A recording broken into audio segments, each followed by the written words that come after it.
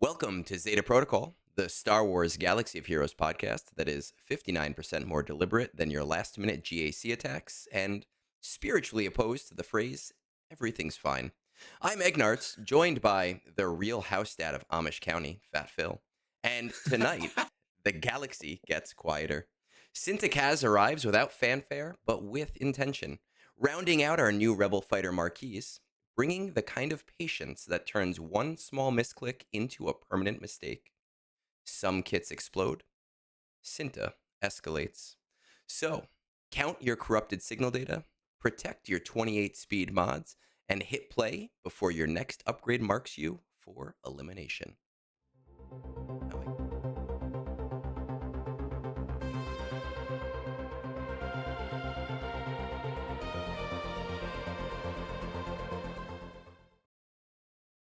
Philip, I feel like I can't call you Fat Phil.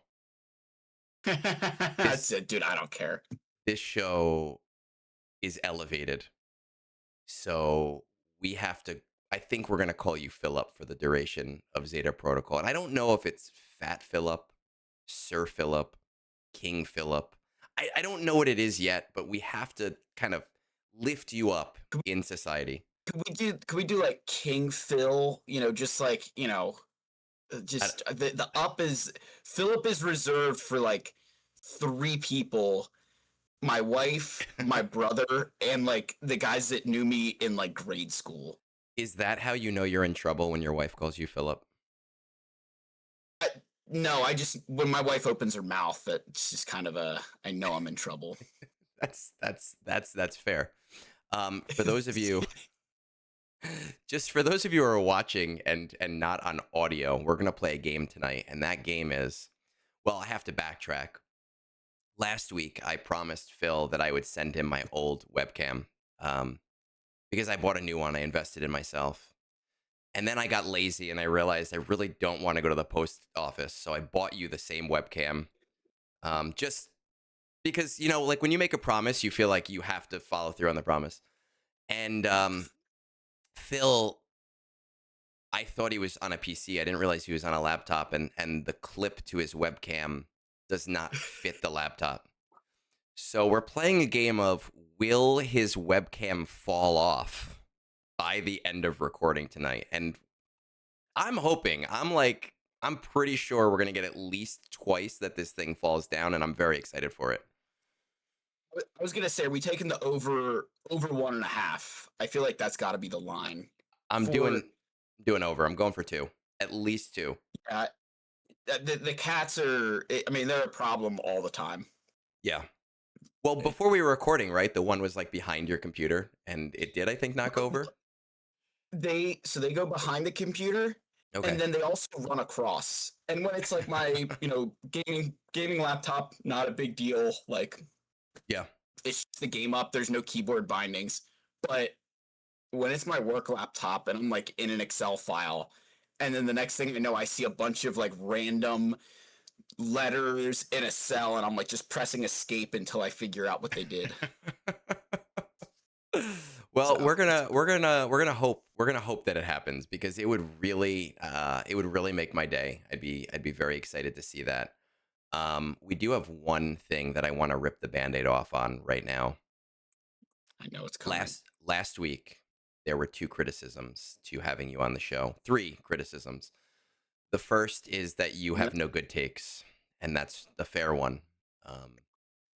The second was that our audio levels were off, and I think we've corrected that today. Though you definitely need to work on the white balance on the new webcam, because you do look like Casper, and that's fine because it doesn't matter, it doesn't change anything. And the third, was that I did not give you enough shit about the fact that you do not have a Relic 10 Wampa yet as your peak character, as your main character, as your brand. And I wasn't going to bring it up tonight.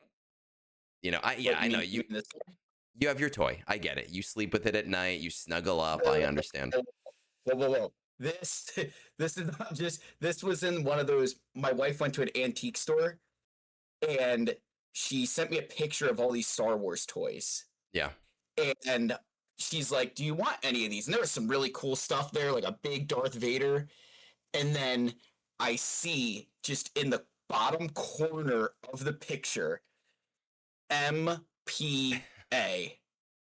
And I am like, I literally screenshot it. I like zoom in. I'm like, what is in this box? And it was Wampa and Luke from Hoth. And so Wampa was still, Luke had been played with and messed with, but Wampa was still in the original like binding.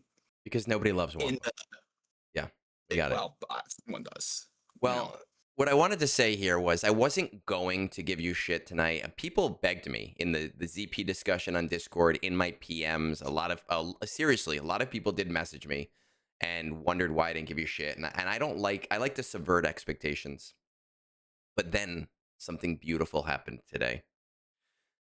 We got the new Datacrons, and I hate new Datacrons, but the Wampa focus Datacron is back. The Wamper Stomp It is Cron. back. Are you gonna do it now that that is there? This is your time, man. Am I what? Are you going to R10 him now that it matters? Now that you can use him? Now that it's not like a useless novelty on your account? Now that you can get, like, you will be able to kill shit with this Datacron. Will you do it? I'll be able to kill shit with this Datacron Relic 9 because I was killing shit with this Datacron at Relic 9. Well, that was pre-Relic Delta. I know Relic it's only Delta one. will help. I know it's so. Relic Delta I will help. do you think? Do you think it'll help you in? Do you think that it'll help you in K1? It honestly, I think for some of the teams it would, because there was a couple of like, so take like your average Jabba team. Okay. You have like a Relic 9 Chrysanthemum, but Mhm. like the rest of the team is Relic 7 or Relic 8. So in those cases, it would help. Okay. Where they're not doing the, like, I don't care about Chrysanthemum. That was never a problem. It was, can I kill the damage dealers in time? Because that's where Jabba's going to get all his ultimate from. Yeah. But even some of the other, like, just randomized teams, I'm like, yeah, I can do just fine with, what's it called? Like, With Relic 9. I can do, yeah, Or whoever, Relic 9 will okay. be just perfectly okay. So you're still resisting? Of course I'm still resisting. This is, I don't negotiate with terrorists. Well, that was my second question before we move on. Is this now that it matters, right? Now that there's no, like, oh, it's useless, he's gonna sit on my roster, but now that it matters, do you feel like your reason for not doing it is more to piss me off? Is it like 50-50 to piss me off? Like, what's the It's percentage? like, I'm thinking like high 90s of just like pissing you and other people off is Okay. more fun to me. So there's a 'Cause, 10%. like, There's a 10% that says, maybe I should do this. no, like it legitimately, like when I was like, oh yeah, you know what? Like my first Relic 10 is probably gonna be Wampa. And then Okay. you were like, you have to do Wampa first. And I'm like, you know what? Now I'm not. Like You're one of those people. You're one of those people who's like, now that you've told me. Now, yeah, like I just won't. my last question here on this subject, and because I feel like, and this is really funny to me, I was giving you shit because we're friends, and I feel like it has taken on a life of its own. People all over my Discord tag you anytime Wampa gets brought up. It gets brought up in the Three Scoundrels chat. It gets brought up in Ali's podcast. Scribe talks about it constantly. Not constantly, but he has mentioned it. I feel like it is transcended just us at this point. Do your ears twitch like constantly throughout the day because somebody's talking about you? If I get tagged in your Discord, Yeah. I 99% of the time know the subject is going to be like Wampa related somehow. Like Okay. I know that either that or it's like getting made fun of for a shit take that wasn't a shit take, but it's a shit take. It's a shit take when you so, say it. Yeah. So that's why I tell you the stuff and then you say it and people are like, that was a really smart thing he said. And I'm like, Well, I'd said this to you last week, and I said it on Zeta Protocol, is that as much as when we're generally together and when we do like big live streams, we shit on each other constantly. We're like two old friends who are grabbing each other's asses and playing gay chicken, right? But we do have intelligent conversations pretty often, which is why I felt comfortable bringing you into this space. Um, but I have been on the return end of it as well with Pretty Patrol and Duel of the Fates because your take on those has got people and your I don't even want to say it because now more people are going to do it, but your Tradition, habit, tradition. your tradition's a good word for it. Your tradition of yelling "fuck you" to me in DMs anytime you don't get the exact drop you want. Now, anytime Duel of the Fate or Pretty Patrol comes around, I can guarantee at least 10 DMs from people with screenshots of their what they got, their loot, and they'll be like, "Fuck you," and I'm like, "What did I ever do to you, man? Like, I've just tried to help." So it goes both ways, like me, but whatever. And the best part of it now is like I will never refresh Peridia Patrol again. Yeah, So you're going to get that message for the entirety that Assault Battle man, runs. Because it's when it started, it was the droid brains. I wanted the you droid needed them. Yeah, brains. And now, like, I want the Gerda keypads, but I'm still gonna tell you to go it's still fuck yourself because it's still tradition. I get it. yes. Um, but moving into like news for tonight, we have two ways we can do this. There is the expected news, right? So it's the marquee and the patch, and we can get that out of the way first. Or we can do that towards the end because I know that there are a few discussion topics that you and I had talked about beforehand. What is your preference here? I think the kit for Cinta, just feel like that's a good way to lead off things because I Okay. feel like we think similarly with that, where it's like we don't need to read it line by line, but there's a couple areas where maybe this makes an impact similar to Vel. Well, this is why when Um, I do a kit read, right, and people last week it's interesting because uh, Pico and I used to do like AI kit reads, and we'd have the AI summarize it because we don't really care. Um, but when I do a normal kit read, I just read as fast as I possibly can. Because it doesn't matter that much. Everybody wants their line by line, and I'm like, let's see how fast I can actually read, and then we'll talk about it. So all right, we'll do it that way. All right, so I'll pop that up over here. We have Era Vander kit reveals. We have Cinta coming in. Where is it? I didn't. Oh, there it is. And I tried yeah, I this had it up on earlier, my. and Cinta is named so many times in this stupid doc, 64 times. So you have to like kind of scroll through It's because she gets all these call outs in Vel's in kit, Vel's and the kit. Yeah. assets aren't in the post. And if you notice, Which and Meathead did this last time too with the last era. He was like, "Oh, hey, the assets are going to come later. The assets are still not here, and Cinta comes out in less than a week." Um, come on, like, But what I was gonna say is I'm very happy that we got both Vel and Cinta. Like yeah, either we needed both or or you none. exclude both. I'm glad they gave us both because I love these characters. Yeah, I mean, I'm growing to Coliseum sucks, right? That's my disclaimer. But I am growing to Yeah, it does. enjoy the characters, even though I have very limited time frame with them. Whereas previous to this era, I was very much like, man, I love Andor, but I just don't see these characters being characters in the game because I don't feel like you can do enough with the kits. And I mean, I was wrong, and I'm glad that I didn't say that on a stream or something for people to call me out on. Um, only here in hindsight. So Cinta's kit, I'm gonna read it as fast as I can. We'll talk about it afterwards. We'll figure it out afterwards. I'm sure you will have way more on it than I do, and we'll go from there. So Cinta, her basic blaster burn, super super quick, super easy. Deal physical damage to target enemy, inflict defense down for 1 turn. If they are undermined, this defense down can't be dispelled.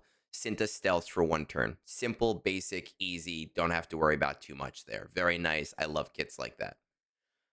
Special Yeah, one. I miss ability. By the way, I miss abilities like that where they were simple. It's so I mean, I Like, understand that a game has to evolve, right? And in order for the game to evolve, things have to get more complex. But anytime we have a kit where something can be read in like 2 sentences, I'm happy because I there's just so much going on in this game. There's 315-ish characters at this point. I can't remember every little detail of every little character. Uh, oh yeah, it's yeah nonsense. Special 1, Fight to the Death, cooldown 4. Deal physical damage to target enemy. Cinta stealths for 2 turns. Now, I enjoyed this, reading this earlier. Inflict breach for 1 turn if they are breached by this ability. Ability block them for 1 turn. If they are ability blocked by this ability, death mark them for 1 turn, which can't be dispelled. This ability can't be resisted by undermined enemies. I think this is the first time we've gotten like cascading debuffs. We've had like if thens, like if it's this, then it's that. If it's that, then it's this. But I don't think we've ever gotten like a if you actually land this, then you get this other thing, and if you land that, then you get this other thing. Which to me, I don't really know how to mod her yet, but I'm thinking like an offense and a potency scent or something because you just want her dropping those debuffs depending on Cassian and his undermine. Uh, we go Yeah, through. the only thing I'm reading there is the like the breach and the ability block Yeah, are do not say that they can't be resisted.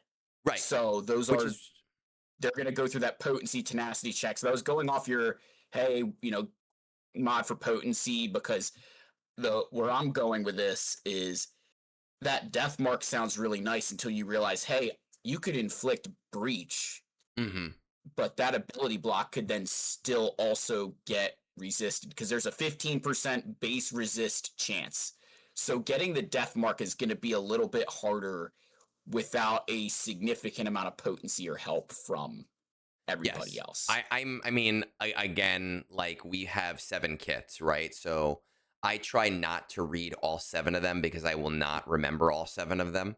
So I haven't even looked at Cassian's kit, and I'm not telling people mod for potency, but I am saying, hey, my initial thought is mod for potency. Um, Her first unique, blooded, fearless warrior, so Zeta and Omicron. Whenever a rebel fighter ally uses a special ability against an undermined enemy, Cinta assists. Whenever Cinta uses an ability while stealthed on her turn, expose the target enemy for 2 turns. Whenever Cinta attacks out of turn while stealthed, her attacks have a 100% critical chance, 50% critical damage, and defense penetration. Whenever a rebel fighter ally is damaged by an undermined enemy, reduce the cooldown of fight to the death by 1. Whenever an undermined enemy inflicts a debuff on a rebel fighter ally, Cinta gains speed up for 1 turn. While in territory wars, at the start of battle, Cinta stealths for 1 turn. Cinta has 100% defense and max health. Whenever enemies damage Cinta while she is stealthed, they are undermined for 1 turn. If they are already undermined, inflict healing immunity for 1 turn, which can't be dispelled or resisted. Rebel fighter allies have a 100% defense penetration while attacking enemies affected by Cinta's debuffs from fight to the death. Whenever a death marked enemy is defeated, all Rebel Fighter allies recover 100% health and protection, gain 10 speed, max 50, and Cinta gains 100% critical damage for the rest of the battle, which seems to be uncapped. Rebel Fighter allies gain 10% offense stacking for each undermined enemy. If all enemies are undermined, Rebel Fighter allies are immune to instant defeat and max health reduction effects. Whenever an enemy uses a special ability, Cinta gains 15% turn meter, doubled if the enemy is undermined. Whenever a Rebel Fighter ally loses VIP, dispel all debuffs from Rebel Fighter allies and grant all Rebel Fighter allies 25% turn meter. Now, that Omicron is huge. It is like a novel. But outside of that Omicron, it again is fairly small, like not that big of a deal. Yeah, I would very much agree with that. You know, The I find it interesting where you said the critical damage was not uncapped. capped. Yeah. I wonder now again they stack they say hey the other things are stacking but like I don't hmm know that you necessarily need a stacking there because of the only time where death mark wouldn't apply would be obviously in this case of the Satil team Yeah. where they can revive the Datacron for Maul right now hmm and like Night Sister Zombie. So there's very niche, like I almost wonder if the stacking there just needs to get removed, because like how often are you kill somebody with death mark, they're dead. Like Yeah. do you know what I mean? Like you're most of the time you're not gonna, I wouldn't say you're not gonna bring this team against Satil, but you're probably not going to bring a team like this where you can prevent revives on a Riva type character or something.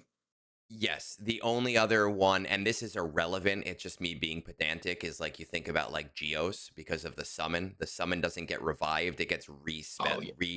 re-added to the the battle. Yes, But I think you're correct. beating Yep. that anyway. I don't think you need 100% critical damage. That's not gonna solve your problem. Yeah. I think if you have bigger problems if this is not going to be beating Geonosians. It's just me, kind of trying to get at you a little bit.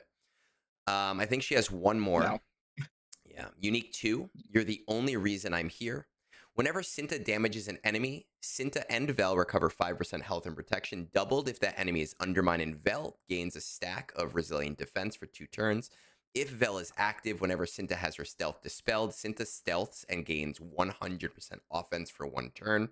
Cinta gains 10% turn meter once per turn whenever a rebel fighter ally is damaged by a debuffed enemy, and an additional 10% turn meter if that ally is Vel.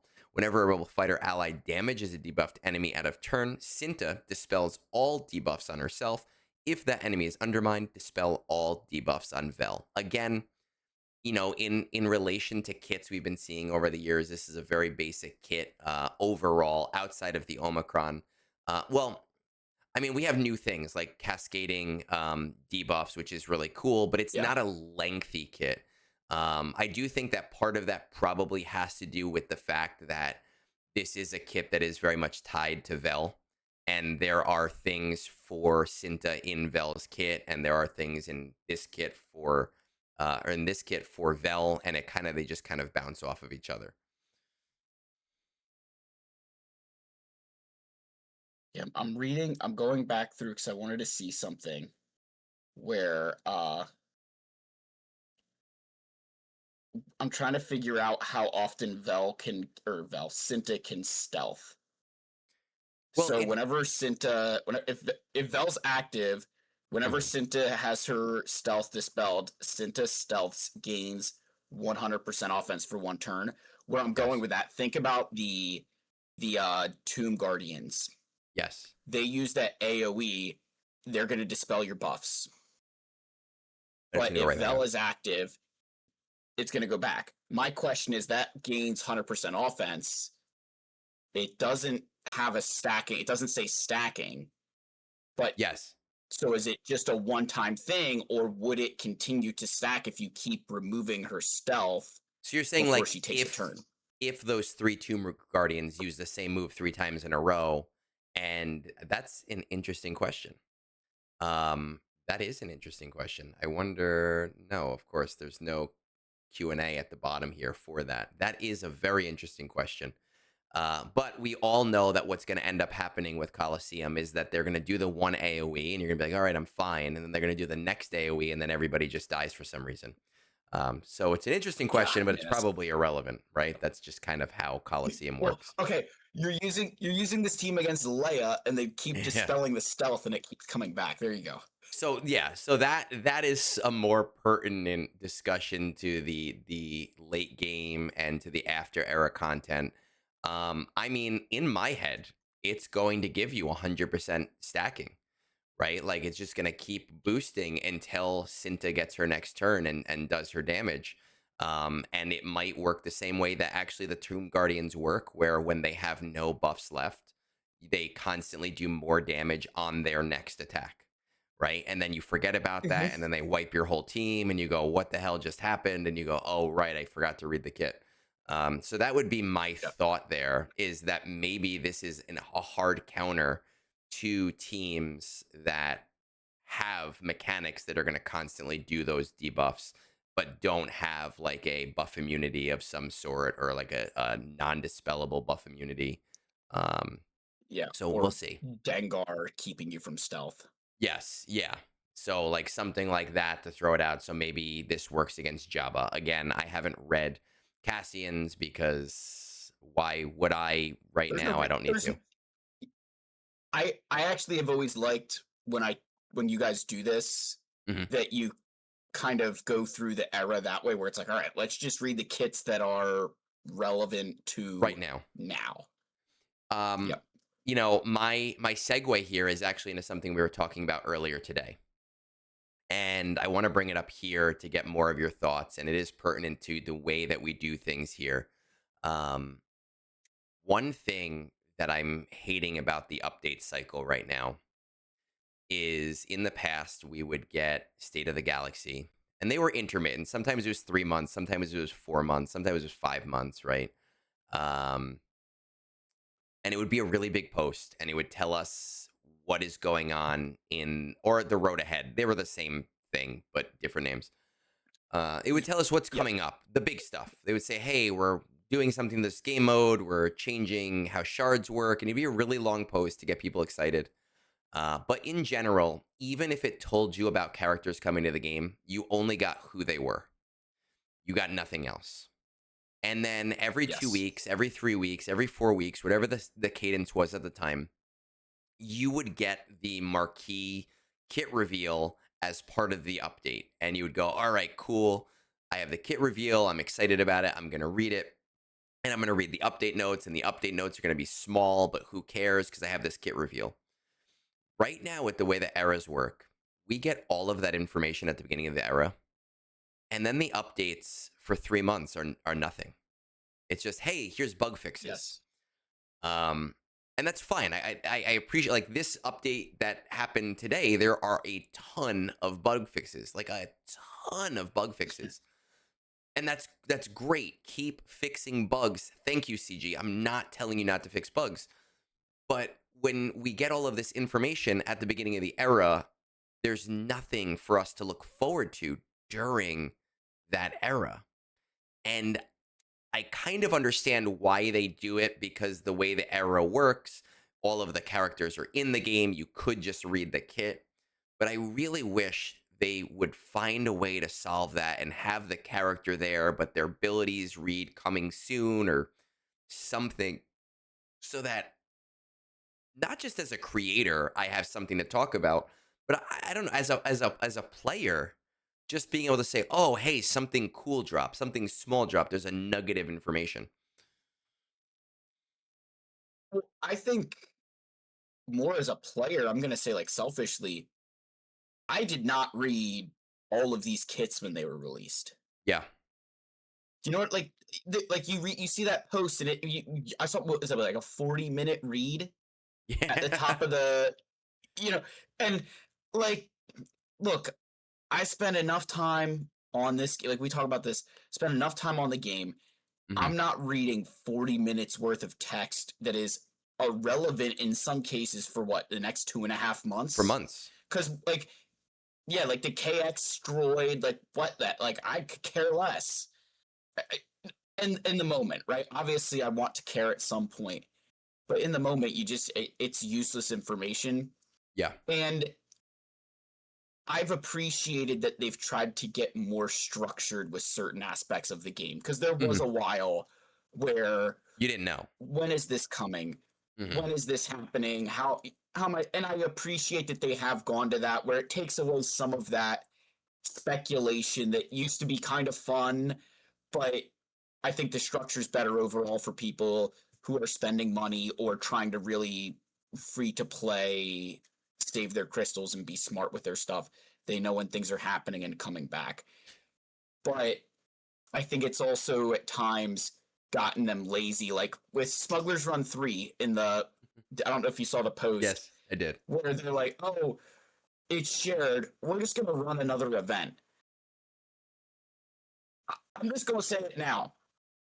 If Smuggler's Run 3 dropped and it gave you 4 attempts instead of 2 attempts, that would be patched within like 10 minutes. Yeah. Yeah, yeah. Like, that hotfix would be in the game extremely fast. And so I understand, again, I understand, but I just wish they were more consistent with how they would hotfix things. Cause, like, there's no way that's that challenging. So So the first thing that I want to say, going back to what you're saying, is I do appreciate the more regularity with the updates, and I don't want to take that away from CG. I just wish that there was more surprise so that I could be excited, and every 2 weeks was Christmas morning. Because you're right, by the time we get to like the KX droid, I was excited before, and now I'm like, all right, well, yeah, he's here, cool, whatever. But the second thing, what's coming next? Smugglers Run 3, just to clarify for anyone that hasn't seen the post, on Friday, we will get our Smugglers Run 3 Relic 9 tier. And the tiers are supposed to be not shared so that you can do both the Relic 3 tier and the Relic 9 tier. Right now, it was found through the data mine that the tiers are shared. So you can only do one of the tiers, the top or the bottom, or one of each if you really want to get frisky. CG did release a statement saying, hey, we are going to fix it. It'll be in the next update, but we are going to rerun the event again within that cycle to make up for that. So on Friday, when everybody's mad, that's what's happening. I kind of agree with you when it comes to a hot fix, but at the same time, I also feel like if there is something that they can do that takes 10 minutes of work and something that they can do that takes 2 minutes of work and then just regularly scheduled work, I don't care. To me, it's the same thing. I do understand what you're saying, that hotfixes do generally come out very quick when it comes to spending or when it comes to something that benefits the player. I got fucked on that when Duel of the Fates first came out, and it looked like a 7-day event with refreshes, and then right when they realized, and right when I spent my crystals, because I was like, hey, this is a really great deal, they switched it Yeah. out very fast.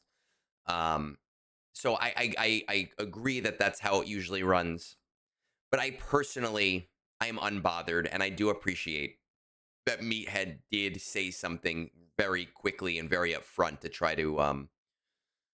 try and get ahead of the news and be communicative. But I will also say that Meathead is like myself, and Meathead is like you, and probably like your wife and like my wife, where you have a conversation in your head first, and in your head you have all the information, but out loud you forget that half of that conversation was in your head, and you only give half the information. So I read that post and I was very confused. I was like, what is going on? I don't even understand what you're saying to me here. And I had to ask other people on Reddit, like, can somebody please explain this to me, because I feel really dumb right now. And I just think that it was like, oh, Meathead was like, oh, this makes sense in my head because I know everything. And there were just a couple details that needed to be in there to kind of explain what was supposed to happen versus what was happening. No, I mean, I struggled. So side note, but like completely real there. I've been training my boss in one of the reports that I have to generate and do for work. Okay. And it's one that she's reviews it at a very high level, but she doesn't know the detail. Okay. And I've been doing this for like the entire time I've been with the company, so it's like second nature. So trying to train her, and I'm like, oh my gosh, this is like second grade. And then I'm like, wait a second, it's not second grade. I've just Yeah. been doing it for so long that to me, this is, like when she was explaining her reports that I have to generate for her, I'm like, and so it was like exactly like that, where you're like, I have this in my head and I need to tell you it in a way that makes sense to you, not Yes. just to me.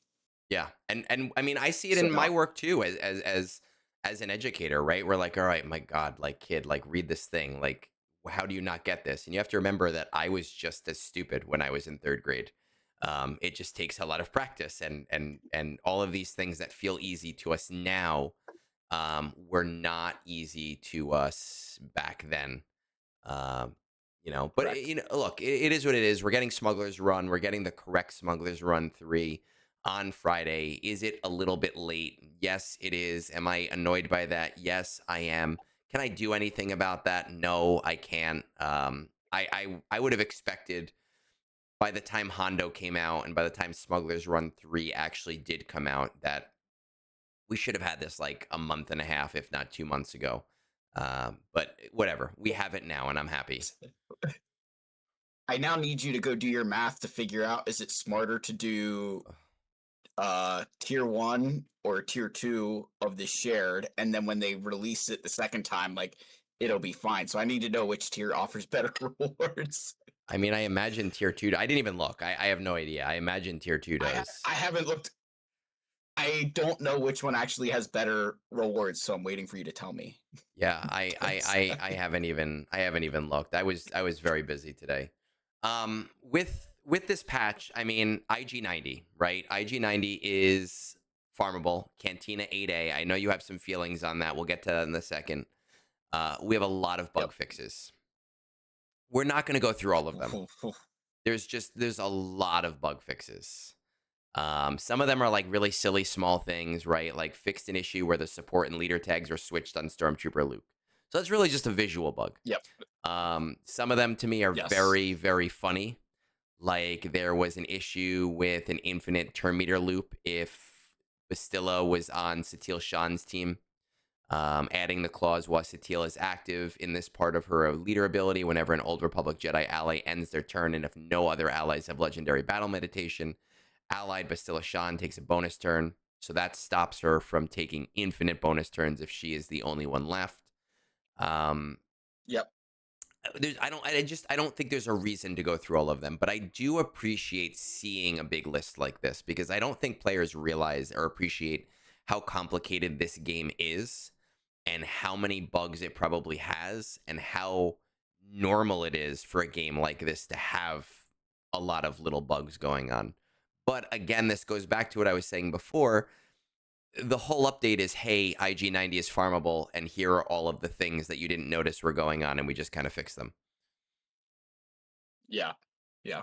I very much, when they do have those updates, I like that there's like the news section and then the bugs below it, and that way like they You can get separate it out. to, for most people they just care about IG90s, and they do put it out in game as well, which again is very appreciative that it's there in the game, because you don't, if you're not in the forums, you might miss that. But you won't miss it when it's in your inbox telling you. And they do the same thing with the accelerated characters, where they tell you they're accelerated. I've always appreciated that because I think for some players that is a trigger to start farming them. Yes, 100% it is. Now, I know when you DM'd me earlier, IG90 came out, the update came out, and you had a lot to say about Cantina farms. So please, the floor is yours. Okay, so I say this like tongue in cheek because I know I'm unique in this thought process. I hate Cantina farms. I don't care that they are faster. I care that they stop me from getting signal data. Yeah. And if you are anywhere near the late or end part of the game, signal data sucks more than a hard node. Especially a hard node for a character that is journey guide related that I can't, like, I get him to relic 7 or whatever relic level I take him to. Yes, it's going to help relic delta, maybe territory battles, whatever. But there's a focus cron anyway, so like I had the chance to do that. But regardless, it just takes away the time that I could spend in signal data, and it's a 16 energy node on top of that. So it's like the worst possible like node that you could get it on. A 16 energy node is awful. Yes, that is terrible. And like and so I'm sitting there today and I'm like, I want to rush this character because I was arguably most excited for him for the Afra team. And I'm like, well, one, I know if I rush this guy to 7-star, my next 4 fucking era battles are going to be IG90, IG90, IG90. It's just gonna, no Darth Vader, no Asajj, just all IG90. I know CG too well. That happened to me with pirates, so I understand. Yeah, and so I mean, like, I say it tongue in cheek. I don't like them because while they're faster, especially for the character that's second, it really doesn't matter. You're gonna have plenty. You would have had plenty of time to get this guy on a hard node. So To me, it just is like, ugh, and a 16 energy node on top of it just blows. Come on. The 16 energy And node is awful. That yeah, is no excuse is terrible. You know, like it's the difference between like Duel of the Fates, where both of the lover boys were, I think they're either 8 or 10 energy nodes. So you got a lot of them really quickly, and they were back to back. So it kind of sucked, but not really because it was quick. And then there were two others. Was it Great Mothers and Morgan that are both 16 energy Cantina nodes? I don't let me 100% remember if it's those two, but there was another time where we got like two 16 energy nodes in a row, and it was rough. But I want you to, this is how I frame Cantina nodes. And I understand and I recognize that I've been in a very unique situation that is relatively new where I don't have to farm these characters, and it's great. That's new. I've had to farm in the past, and I've had to do it for 9 years. My thought process with Cantina farms was always, and especially with IG90, because IG90 is the second character, was always okay, I don't need him right away. So correct. instead of fully farming him and using all of my Cantina energy, I am just going to do all of my refreshes in the morning on signal data.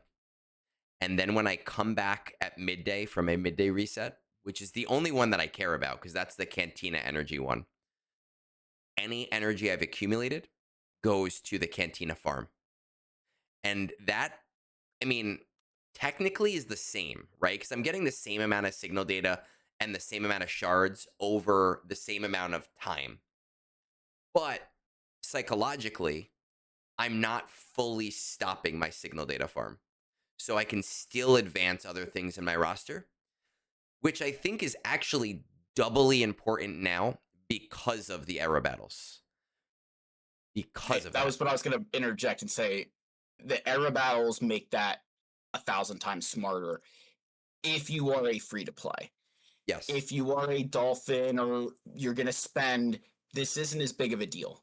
But I look at it as if I get, I mean, I did probably like 8 attempts on the IG90 node, and I Yeah. got 2 shards today. I I think I did got you like eight beat. total attempts. I got two. I got you beat. So if I, yeah, what I When was going to say is that's a 25% drop rate. Okay, no, I got you I beat. mean, When Baby Cal came to oh, the game, when oh boy. and everyone knows that I hate Fallen Order. I don't like Cal Kestis. I love him in the game. He's great in the game. In this game, I hate those games. I just don't think they're anything more than mediocre. When Baby Cal first became farmable, I remembered walking out of AMC. I don't remember what movie I went to go see. My wife went to the bathroom. I'm sitting there outside of the AMC with her purse like on my shoulder. Um, I see that this has all happened. I go into game. I have enough energy for 20 battles. 20 battles, one shard. 20 battles, one shard on my first day doing that farm. And my first thought wasn't even mad. My first thought was, fuck you, Cal. I hated your Yeah, games and yeah, I yeah. hate you now. So I'm not even 8 and 2 So, to me sounds like great drops. well, what I was gonna go with though is that I'm looking at it that if I stick with that 25% drop rate or whatever, if I get a drop of IG from the next couple era battles, if I can get 40 shards Yeah, off of 20, do the math. That's how many days of signal data that I've saved that you're by saving. waiting for the era battle. So that was where I was going with that. Is just I'm trying to be a little bit smarter because there's no reason to rush him. Yes, you definitely go slow, and you're right. Being a Cantina farm, before this, I know you were really valuing new Vader shards. Now, yes, you still want new Vader shards because those are the most limiting. Those are gonna be the last one. But I would kind of agree with you to the point where I am gonna value the ones that don't stop me from signal data because I don't care about my fleet nodes. I don't care about my normal nodes. Not at my part of the game, right? At our part of the game where we are. Um, those the energy just goes to whatever. Cantina is life, and anything I can do to keep my signal data flowing, yeah, I am going to do to keep my signal data flowing. I am refreshing Luke's node, Yeah. not because I'm worried about having the time to finish him, but because I was now again maybe with IG90 going Cantina, I won't for a little bit. But my thought process was if I have to do multiple hard nodes, Hmm. I don't want to spend crystals Yeah. refreshing regular energy. So the Yeah. 25 crystals is cheaper Then than doing the doing 50. this later to get yeah. Yeah. I got you. So like it yeah. You know, I'm again, I think for a lot of people they'll be very happy that it's Cantina because they'll get him fast. And but if you're paying I say if you're paying attention, it sucks. Well, with the era But battles now, it is something you have to be careful of because you are going to be getting free shards, and it's one of those things. It's kind of like TB, where if you overload a planet, then you can't get enough CM completions, and now you're wasting GP. And the people in your guild who don't correct. understand that, they go, "What? Who cares? We got 3 stars." And the TB officers are going, "No, we just wasted 75 million GP that could have gone somewhere else." So it's the same thing if you do it too fast. Um, the one thing that I will say there with the Cantina nodes is the one reason that I do like them is that kind of going on what I was saying and what you were saying is they are more variable in time frame. So when you're trying to plan out a major farm with 6 farms and you're doing your spreadsheet and going, all right, this takes 90 days, this takes 78 days. Your goal is to get them to all match up. Because if Yep. one finishes way before the other one, then you're wasting crystals on that one. With Cantina farms, you can do that very easily and say, all right, I only need 4 battles a day. I only need 7 battles a day. And you can speed it up and you don't have to worry about it as much. You can let it linger. And then as other things get closer, you go, all right, shit, now I'm close. I have to make sure to do it now. And that is the one reason that I do like Cantina farms. But I would agree otherwise that signal data is life. And this is we're hitting like the 90s like a combo breaker here with segues because this goes right into one of your discussion topics that you wanted to talk about, and we started talking about this yesterday and I told you to shut the fuck up, um, so that we didn't run through the whole show in text. Something to do with corrupted signal data, something to do with the math. Again, I'm curious, let me hear it. So I obviously as much as people I mean, I'm not gonna relic 10 my characters because fuck you guys, that's why. But I'm looking at it from the perspective there's a lot of players who I'd consider say like right now I would argue corrupted relic 10 at a high level is primarily whale, maybe a little bit of dolphin activity. And dolphin being like you're participating pretty heavily in a level of spending Okay, that you yeah. have the access to relic 10s on a regular basis. Hmm. So there's more people getting to that point where you're in the second era now, you've got more resources, and it's time to start thinking about where to get corrupted signal data. Hmm. And so I was looking, there's 2 packs in the store, the Signal Amplifier Upgrade Kit and the Corrupted Signal Data Bundle. Yes. Both of them are $10. And I saw that and I was like, you know what? I could come up with a legitimate crystal cost for the corrupted signal data because I would be shocked, and I mean this kind of sincerely. In a situation like that, where most of the one pack is all just white, green, blue signal data, the other Yeah. pack has the corrupted white, green, blue signal data. Yeah. So I applied the logic. I just did algebra to say, all right, the one pack with just the white, green, blue was 900 crystals of each. Okay. Like each material, So you got 2,700 900 crystals. crystals. Hmm. Yep. So I did the math on the other pack for the blue, the green, and the white, and it came out to like 1275 crystals. Yeah. So that left me with like 1425 left over, which comes out to like 210 crystals per piece of corrupted signal data. Okay. I don't think that's the actual, say, cost to use. Mm-hmm. But because I think you get a little bit, they give you more value. I could be wrong, but they give you a little bit more value for money than they do crystals. And I Yes. completely Yes. support that Yes. They decision. almost always do. But it got me thinking a little bit that I'd be shocked if there was a massive gap between those packs that, hey, in crystal value, this is 5,000 crystals, and in crystal value, this is like 2,000, when we're selling almost the same stuff in a rough sense. I don't know if that's, Yeah. I you know, mean, do you get where I'm going with that?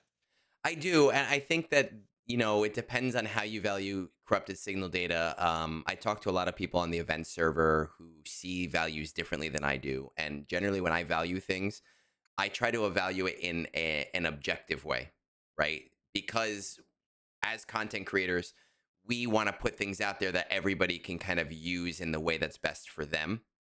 So I try to value things in a way that says, all right, the game values this and that, and we can do math based on that. But when it comes to something like corrupted signal data, there are a lot of schools of thought because there are 3 different signal datas you can use, because it is farmable in an indirect sense, because there is like a store value. I have 2 values that I use for corrupted signal data. The first is the store value, right? So the store value is buying signal data for crystals and then converting it, which is 362.5 crystals. And that's not meant to say that's actually the worth. So 7 times 350, we're looking at like 2,500 crystals there. It's just to get an idea of value versus other packs. The second is the farming value, which is farming gray signal data, because that's the most efficient way. The game tricks you. I know that you know this. I've shown you my charts. Not everyone realizes this. Yes, blue signal data is the highest value, but because it has such a low drop rate, the gray signal data has the better value. Farming rate wise, the farming value is about 235 crystals for corrupted signal data, which kind of puts it roughly where you're saying, right around 210. So 210 to 230 for a corrupted signal data. And I think when it comes to these bundles, you are going to have players that buy both. You are going to have players that buy both specifically for corrupted signal data because they don't care. But I think that there's also kind of a, hey, we're going to sell this $10 pack that doesn't have corrupted signal data, because there are players in the early game, the mid game, the late game, the mid to late game who don't need corrupted signal data. And if they see corrupted signal data taking up some of their value, they may be less likely to purchase it, right? Because they go, Correct. It's gonna be 3 years till I need this. Why do I want this? Why do I want to spend money on it? And then you have the pack that's more beneficial to like someone like you and me, where we go, oh shit, well, maybe not you, because you're not gonna ever do a Relic 10. We go, oh crap, like I really need that right now. I need that corrupted signal data. I'm hurting for that corrupted signal data. I think that they're both fairly good value packs. I just think that they cater to different audiences. If I mean, like, I'm tempted to buy 4 of those corrupted signal data things, just because I feel like right now everybody's worried about Coliseum and the servo motors. I think that corrupted signal data is the bigger gate right now, because you need signal data for everything.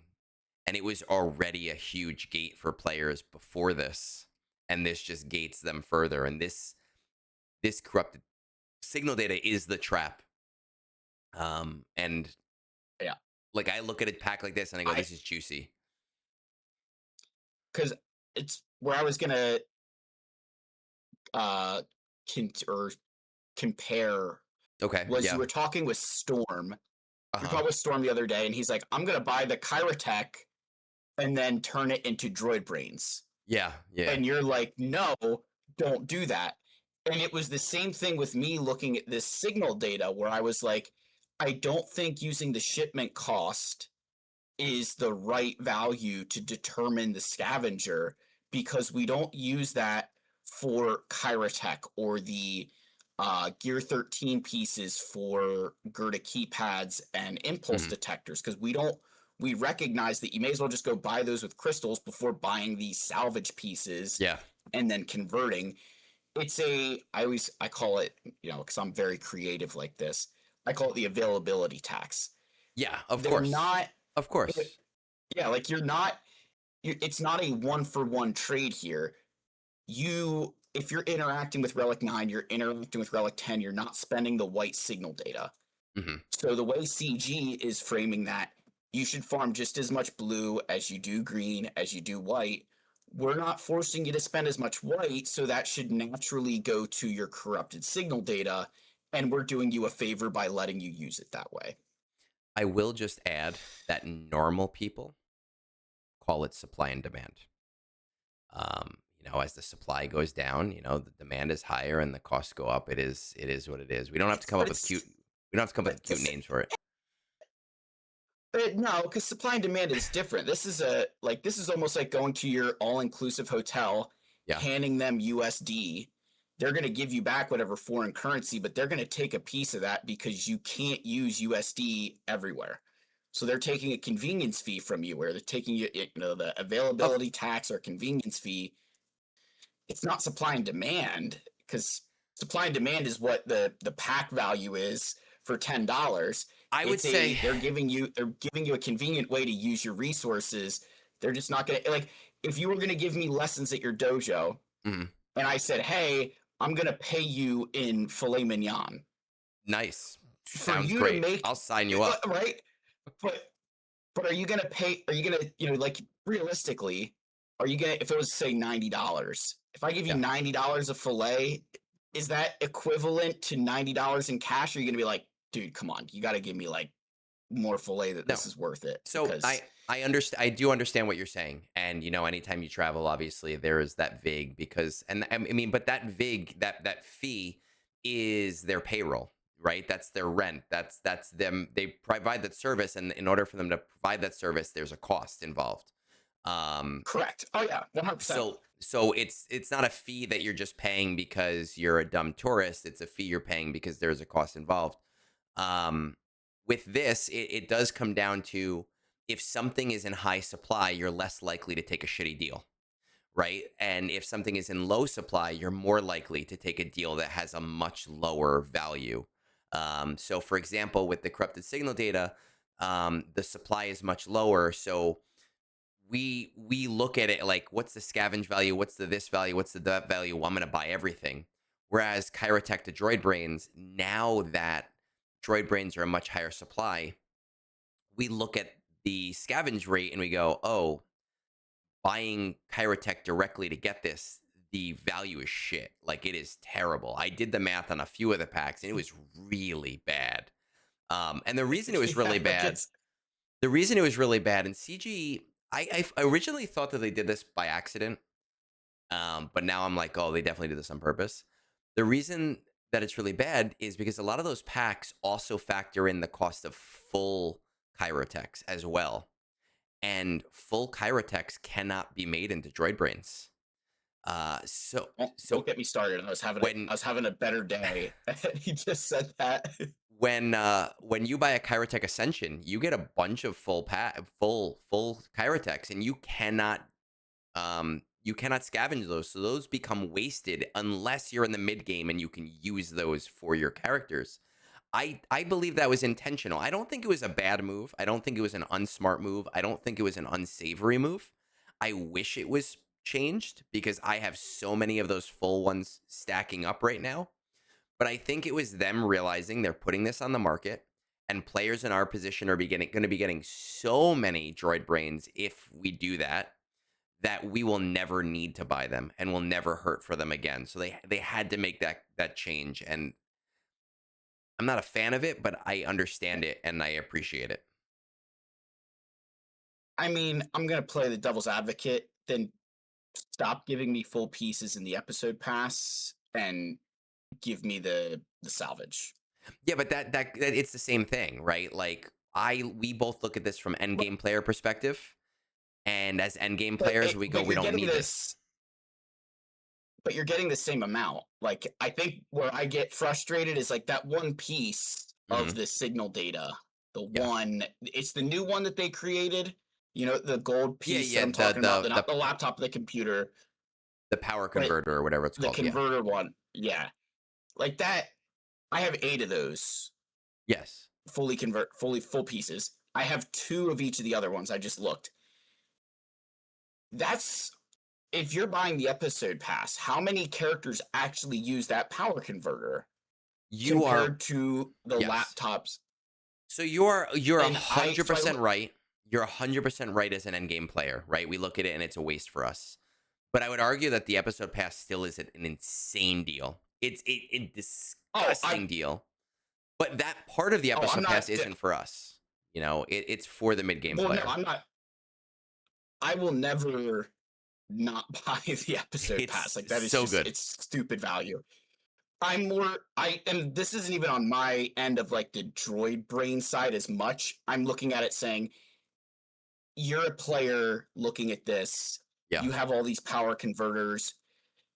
They're and also you can't use those pieces for um like your finishers in Gear 13 Yeah. because you need the south. And again, I know there's a aspect of hey, that's not what they're meant for, but it's more just saying I think sometimes this is a good opportunity for them to look at the things they're giving us and ask the question of do we need to change the thought process now that the game has evolved beyond that? I think that That's that's more fair. where I'm going with. I think that that's fair, but my counter argument to that would be that this is new, right? Droid brains and the scavenger are new. They have the data. Keep going. And Keep going. and if they make a change, they're going to make a change based on the fact that that the data is showing that that they need to make a change, that people aren't interacting with the droid brains enough, or that they're not getting enough droid brains. Right now, they've made one change, and they want to see where things work with it. So it's like the scientific method, and I've said that with Coliseum, they should be doing the scientific method and making one change, not 5 changes. In 6 months, they might say, you know what, we're adding this to there because we see that droid brains are still too crunched.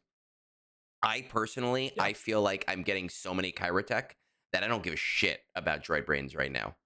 The only reason that more Kyrotech would be nice in terms of full pieces is because those Relic 8 pieces I'm hurting for. The arrow But see, magnifiers, those, like, I'm starting to I've been run low. actually, I've been, because I'm not doing as many Relic 9s as much, because I look at it as I need double the amount of Relic 8s as I do Relic 9s, because Yeah. you need them twice. So I've actually been using those for the Relic 8 pieces because I have enough droid brains from the episode pass or from a territory war. So not completely not doing that, but more starting to spend some of those on air magnifiers simply because I can then spend raid currency on impulse detectors and kind of keep that balance and get more out of my roster, if that makes sense. See, that's interesting because, well, one, I'm doing a lot of Relic 9s now just because of TB, right? Like, we're in R9 planets. Yeah. I just need teams. I'm in the middle of doing my Bo-Katan team to Relic 9. I just took her and Beskar Mando to Relic 9 today. But when I'm kind of the opposite when it comes to the Raid 3 currency. I am doing arrow magnifiers pretty much exclusively. Impulse detectors, gear to keypads come from Scavenger. They come from my my fleet farms. They come from my shard shop currency. They come from my get two goes to only those things exclusively. My get one goes to impulse detectors. So that does all of that for me. Arrow magnifiers with Raid 3 exclusively. Get 3 goes to R8 and R9 materials, whatever comes up first, because they're so rare that like you just need to spend, otherwise you're gonna Yeah. cap. I But it's buy just different I way of buy going about it. attenuators. Oh, I hate you. I I hate when buy people do that. attenuators. Well, but again, maybe I need to change this a little bit. but for the long one, you don't see the Gerda keypads show up Enough. They often don't. enough. You're right.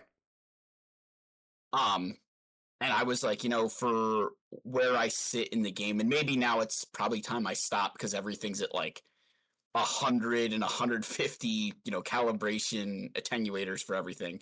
But I was like, you know what? If I can get a couple extra good mods, that's going to benefit me more than a handful of Gerda keypads every other week. So again, my thought process is Because opposite, right? Like I say the micro attenators, I'm like, why would I spend my get 3 on a gamble chance that I maybe get a good upgrade on something when I can spend it on an actual partial upgrade?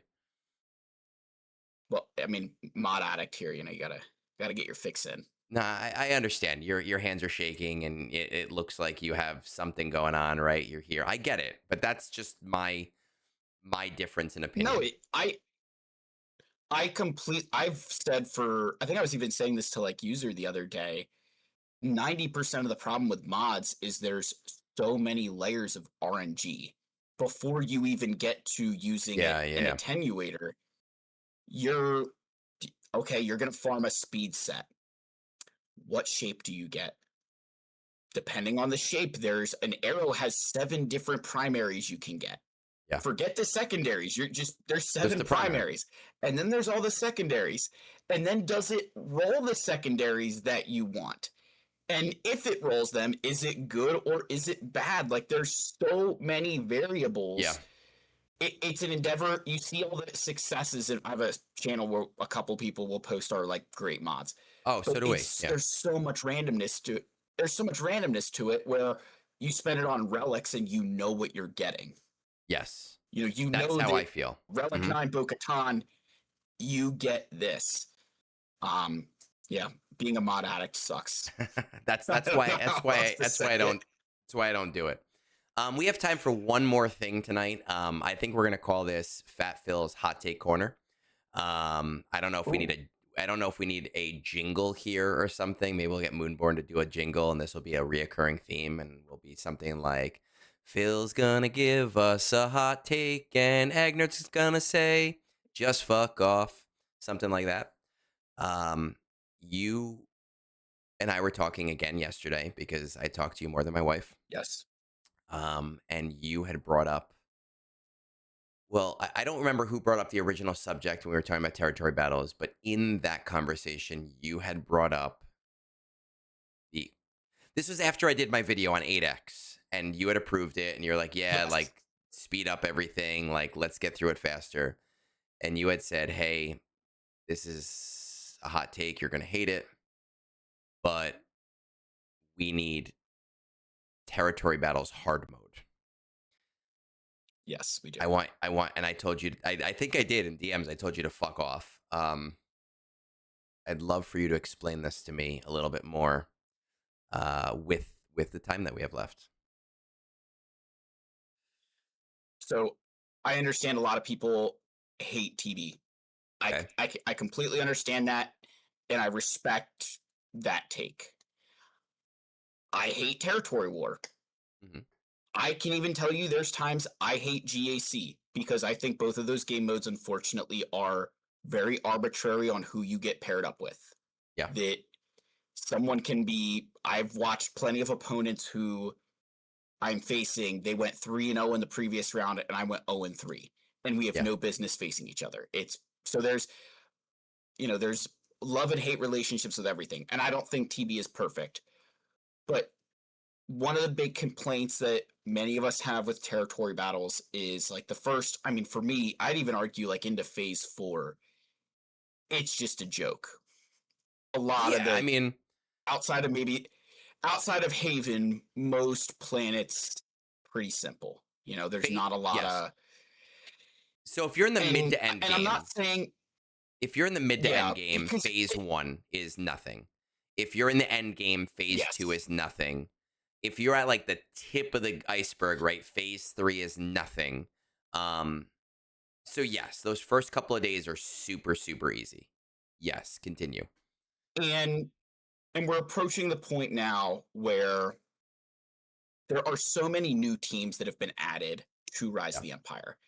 And I appreciate, and it was a great decision that they do not rotate operations with new characters. Yeah. Because there was a time in Hoth where I remember they used to add the new characters in. Okay. And it sucked.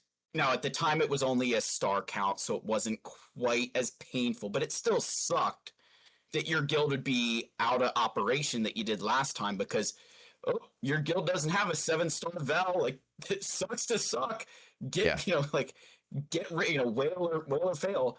I just feel we're beginning to approach this point where a version of TB that if you're not going to reduce the time I have to spend, and this is my caveat, if you're not going to reduce the time I have to spend, then make my time worth more. Because right now, phase 1 is so meaningless. Like I know guilds, my guild, we could literally tell people to do the special mission and deploy. That's what we do. Like there's no need for there's no need for combats. If you had a planet in phase 1 instead of Coruscant, or keep Coruscant and just update the platoons, make it a little bit harder, but add a reward. Add something to it to make it worth the time to do. I think you would see more players making an investment in territory battles because they would feel like they're being rewarded for their effort and rewarded for their time. I think the one problem with TB especially, and you've brought this up to me, what's the difference in even 2 stars? Yeah. Right? Like it's nothing. There's almost no difference in rewards. It's just for your ego. And, if you put how many stars your guild gets on your resume, I have some different questions for you that are unrelated to Swago. So, okay, but so what you said to me right now is like add some missions. So are you saying, because the way that I took this in when we were talking yesterday is a little different than I'm taking it now. Yesterday I was thinking you were talking about something like with Conquest where you have a normal mode and a hard mode. But today it sounds like you're saying add additional missions to planets that are just harder than other missions. So what? no, what no, I was trying to say like make a move that's harder, but it's worth more of the time. So you'd go into like make it on Coruscant. I wasn't trying to make them say make, however many uh 18, 20 new planets with new Yeah. teams and new modifiers, whatever. You know, make it a little bit more challenging. Maybe you say, hey, you know what? We're going to require relic gates in phase 1 Okay. of hard mode TB. Just an update, because where I was getting at with this is you're eventually going to build the Bo-Katan Mandalore team to relic 9. You Yeah. have Gungans at relic 10 because you're an That's idiot. right. You have They relic 9 Lord I'm Vader going to team. stop you right there, sir. They have gotten defends pretty much every TB for me. They have TB GAC. They have single-handedly won GACs for me. There are nights where I post, "Hey, I'm probably going to lose this match," and then I wake up to 3 defends on my Gungans. They were an investment. But continue. That I Side note, I do tell you to tell me how many Trey has failed against your Gungans. I do ask regularly. But I look at TB as it stands right now, and it's getting to the point where I can use teams in phase 1 and phase 2, phase 3 that have no impact to the operations that were intended. Yes. And I think about that for the future of the game. That's not really healthy for them, because what's the point to, oh, all right, you built, the characters you need for ops. There's no reason to invest in anything additional. Once you build one team for TB, you are set, you are solid. There's no need to invest in another one, because there's nothing. Like, you built relic 10 Gungans.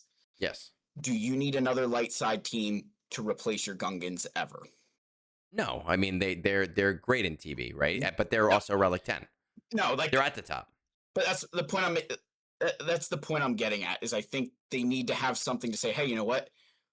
We're going to have Gungans in an operation now. You've got to think about investing in other aspects of your roster. I think that's the whole purpose of it, is not so much that I'm a complete masochist. I just look at the current, the current TB, and I see where I feel like it's already getting very stale for people, and it's only going to get worse with how quickly they're progressing us through the game. They're giving out those tokens left and right. They're releasing light speed bundles left and right. It's easier to get to Relic 7, Relic 8 than ever before. People are going to very quickly realize how frustrating territory battles becomes to go from 45 to 46 stars when you're just waiting for your guild to grow like 50 million GP. My Do you know? counter argument here would be, and this is a two-part counter argument. Is one, that is the purpose of the bonus planets, right? Like Zepho and Mandalore. And I know what your counter to this is, but that's where part two comes in. So that's Zepho and Mandalore, because when they do give us Zepho or they do give us Mandalore, they do put the new characters into the new planets. So those do Correct. become operations characters eventually. Now, I understand it's been a while since we've had a bonus planet, and I actually like that. And the only reason I like that right now is because of the time management problem in TB. I would love to Yes. see new bonus planets. I would love to see Naboo. I would love to see like a phase 6 bonus planet with a relic 10 requirement to do battles there. Like that would be super cool. I would love to see all of that.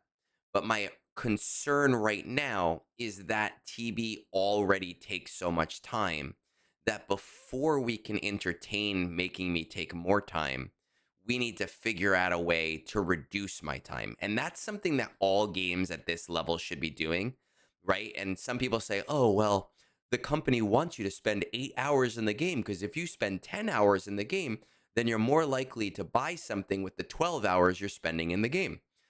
And I understand that logic, but it's also frustrating players. And a lot of the players in this game are adults with families, and they're not doing that. They're happy to spend their money. They're happy to spend tons of money, but they do have family obligations and they do have other things that they want to do with their time and everything else. We need to find ways to shore up the time on old things so that we can introduce new things. Not to make the game boring, not to make it so that it's Galaxy of Simming, but so that we can say, all right, this thing that you're bored of because you've done it 100 times, now we have these 3 new planets, but you don't have to worry about the old planets anymore because you've already figured that out. You've solved that puzzle. Now, when it comes to day 1 and day 2 of territory battles, I think the only thing that makes Hell Week manageable to me is the fact that I don't have to do those combats. And I know that somebody said in my video yesterday, they're like, well, what if we had a planet on day 1 where you could infinitely attack it for increasing like leaderboard rewards? And like there's 5 combats on it and you could deploy to it, and like that would help all of the higher end guilds. And my counter argument is that's just going to make me force my entire guild to do every single combat so that I can deploy to that planet, Yes. right? So it's just going to Yep. But take and make me do a lot more time. Uh, Reduce my time in half, then give me a new bonus planet. well, and that was why I was saying go to like, what I'd call like the hard mode, where it's going to be, I'd say they'd need to, with your point on time, keep the same time, like if you're going to keep my time commitment the same. I don't want to have to spend more. Hard doesn't necessarily mean it needs to take an hour. Yeah. It just needs to be more challenging, which I think in Coliseum to an extent, they got that pretty right, where it can be a challenge, but it doesn't take 6 years to play Coliseum. Like I It's think very of quick. GOTB where you're just slogging through a combat for forever because they have a million health. Oh my God. Um, Yes. It like I don't, because I did not want to suggest adding bonus planets when I think there's already a problem of how much time is spent in game on the planets that already exist, because it is a lot. I Like I think So I might be just speaking for myself here, and other people can disagree with me and they can agree with you. That's fine. In my world, I personally would rather them give me the same rewards I have now and half the time than double my rewards and keep my time the same. My time Ooh. my time is way more valuable. And if we were only talking about like, hey, 1 hour in game, then I would say, all right, yeah, sure, like that sounds great. But we're not talking about 1 hour in game, especially on Hell Week when you're doing conquest and when you're an officer and you're doing an hour of officer work on top of that, right? And it's not like, oh, well, you don't have to do that. Somebody has to fucking do it. And you're doing your fleet climb and you're finishing up your GAC match on that Monday because you couldn't get to it that Sunday night. I'm spending on that Monday, I'm spending 4 hours in game or doing game related tasks.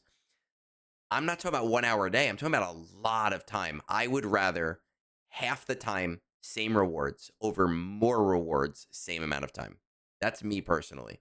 So you're talking total game. Like I was just looking more at the TB aspect of the reward structure, but you're saying total game, keep your rewards the same, reduce the amount of time you're going to have to Well, spend inside of no, it. what I'm saying is that because my total time isn't just TB, I'm talking about my TB time. But because we're not just talking about 1 hour in game, we're talking about I am spending other time doing other things in the game as well. I don't have the time or the desire, and I do it. The only reason that I really do it right now is because I can meaningfully I found the teams to do almost all of it on auto, right? Because Well, I have I was done going to that. ask you. I was going to ask you that question. Just does auto play a factor in that? But again, I think with hard mode, maybe that would take it away, and for you, that would be a And it big would be negative. a Like big thing. it's not a, and I don't. I'm not going to sit here and pretend that I think this is like the greatest idea ever. It's more just Yes. me. I think in a way, almost complaining that the game mode is reaching, and it for a lot of you, you may think, "Oh, Phil, you're crazy." I promise you, you're going to start getting to this point where you're going to look at your roster and realize I have to make 5 upgrades at Relic 8 to get another combat mission. Yeah. And it's going to feel, I remember the first time it happened to me, I felt so defeated, thinking like to make a meaningful progress in this game mode, I need to invest that much. And it's going to happen at Relic 8. It might happen at Relic 7. It'll happen at Relic 8. And then it's going to happen at Relic 9. And it sucks. I don't know how else to describe it. And for the rewards that you get from a very TB focused guild, it's not worth it. It just isn't right now. I think that I'm okay with the TB rewards. I do think that the rewards between stars are not meaningful enough where you go like I don't give a shit if I get 45 or 46. It doesn't actually matter.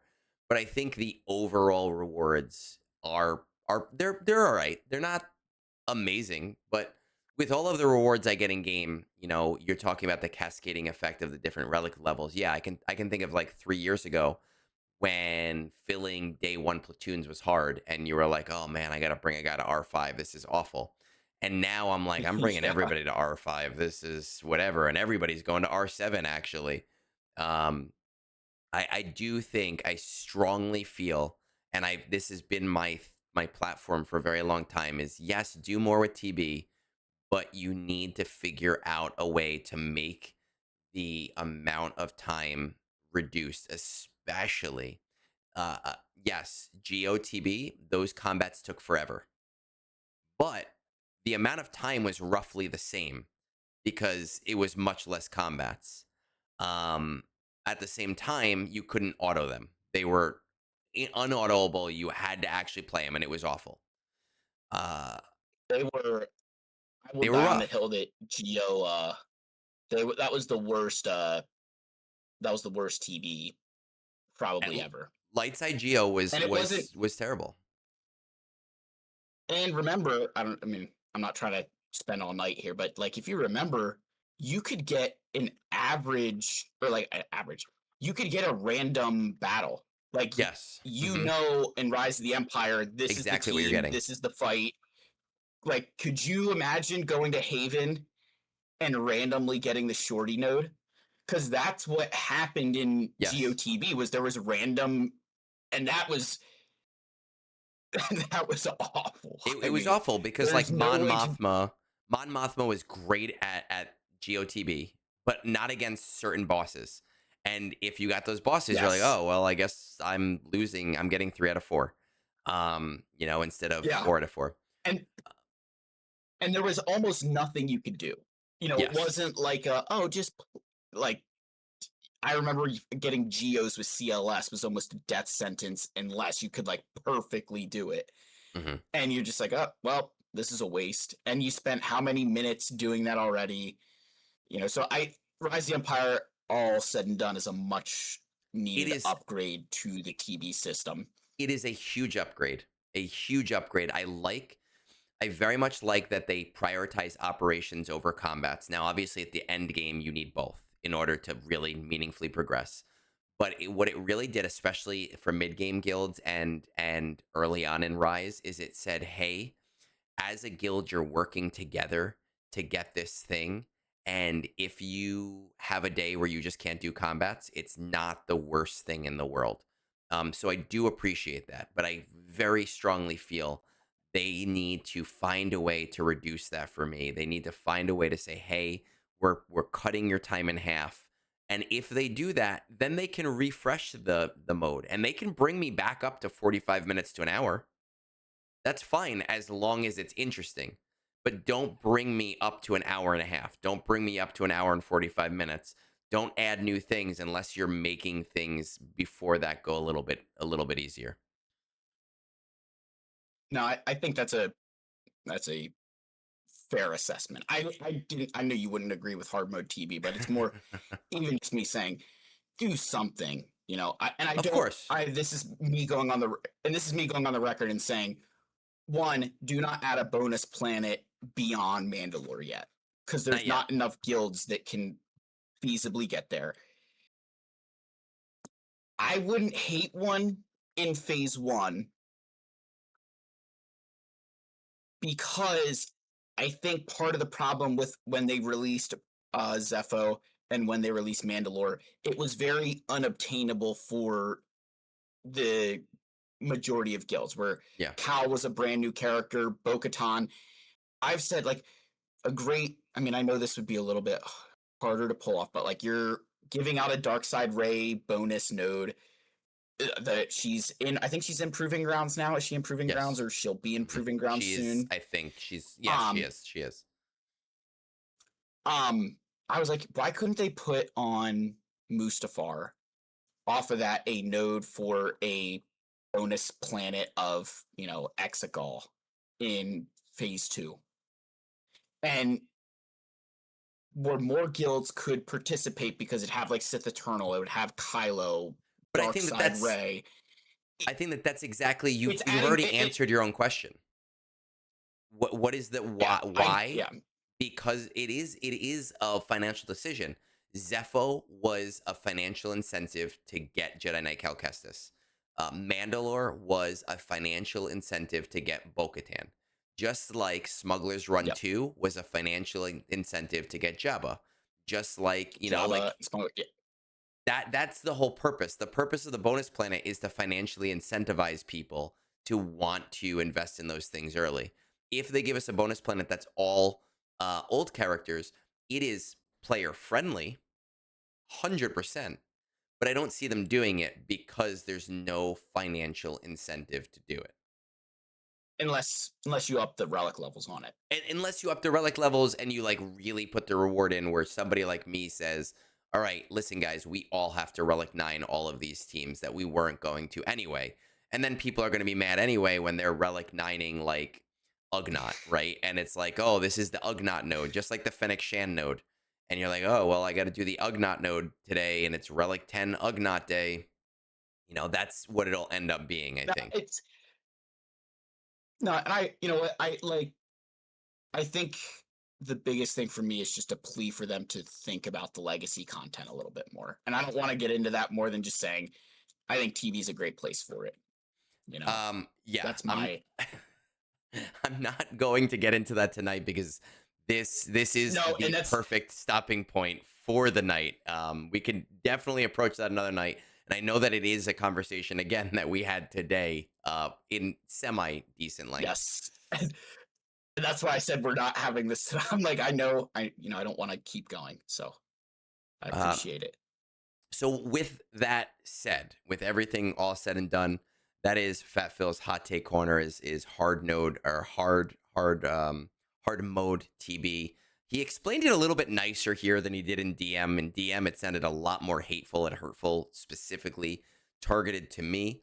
Um, if please, I said this in the beginning when I was doing this with Pico as well.